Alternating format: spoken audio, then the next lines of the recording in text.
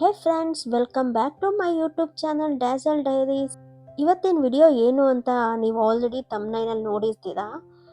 Oats smoothie ಹೇಗೆ ಮಾಡೋದು ಅಂತ ಹೇಳ್ಬಿಟ್ಟು ತೋರ್ಸೋಣ ಅಂತ ಹೇಳ್ಬಿಟ್ಟು ವಿಡಿಯೋ ಮಾಡ್ತಾ ಇದ್ದೀನಿ. ಮೊದಲನೇದಾಗಿ ಜಾರ್ ತಗೋಬೇಕು. ನಿನ್ನೆ ರಾತ್ರಿ ನಾನು ಡ್ರೈ ಫ್ರೂಟ್ಸ್ನೆಲ್ಲ ನೆನೆ ಹಾಕಿದ್ದೆ.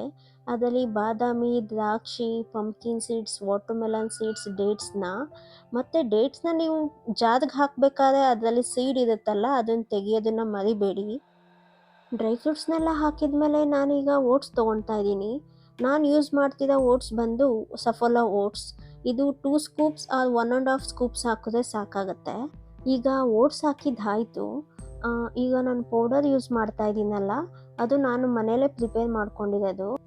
5 ಡಿಫ್ರೆಂಟ್ ಟೈಪ್ಸ್ ಆಫ್ ಸೀಡ್ಸ್ನ ಯೂಸ್ ಮಾಡಿ ನಾನು ಹುರಿದ್ಬಿಟ್ಟು ಸಪ್ರೇಟಾಗಿ ಪೌಡರ್ ಮಾಡ್ಕೊಂಡಿದ್ದೀನಿ.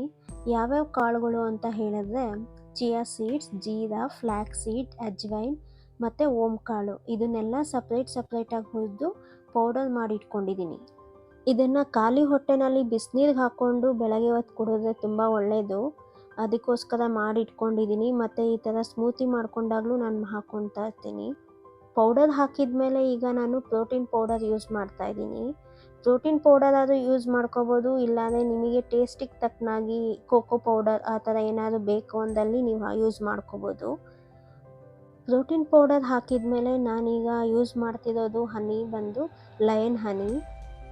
ಶುಗರ್ ಬದಲಾಗಿ ನಾನು ಹನಿ ಯೂಸ್ ಮಾಡ್ತಾ ಇದ್ದೀನಿ ಅಷ್ಟೇ. ಮತ್ತು ಈಗ ನೀವು ನೀರು ಹಾಕ್ಕೋಬೋದು. ನಿಮಗೆ ಯಾವ ಥರ ಕನ್ಸಿಸ್ಟೆನ್ಸಿ ಬೇಕು, ಎಷ್ಟು ನೀರು ಬೇಕಾಗುತ್ತೆ ಅಂತ ಹೇಳ್ಬಿಟ್ಟು ನೀವು ಯೂಸ್ ಮಾಡ್ಕೋಬೋದು. ನಾನು 1 ಗ್ಲಾಸ್ ಆಫ್ ವಾಟರ್ ಯೂಸ್ ಮಾಡ್ತಾ ಇದ್ದೀನಿ. ಈಗ ಬನ್ನಿ ಗ್ರೈಂಡ್ ಮಾಡ್ಕೊಂಡು ಬರೋಣ.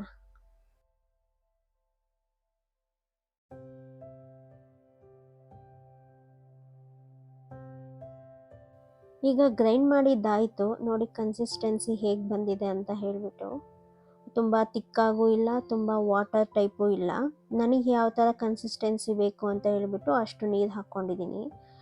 ಈ ಸ್ಮೂತಿಗೆ ನಾನು ಯಾವುದೇ ರೀತಿಯ ಫ್ರೂಟ್ಸ್ನ ಯೂಸ್ ಮಾಡ್ತಿಲ್ಲ.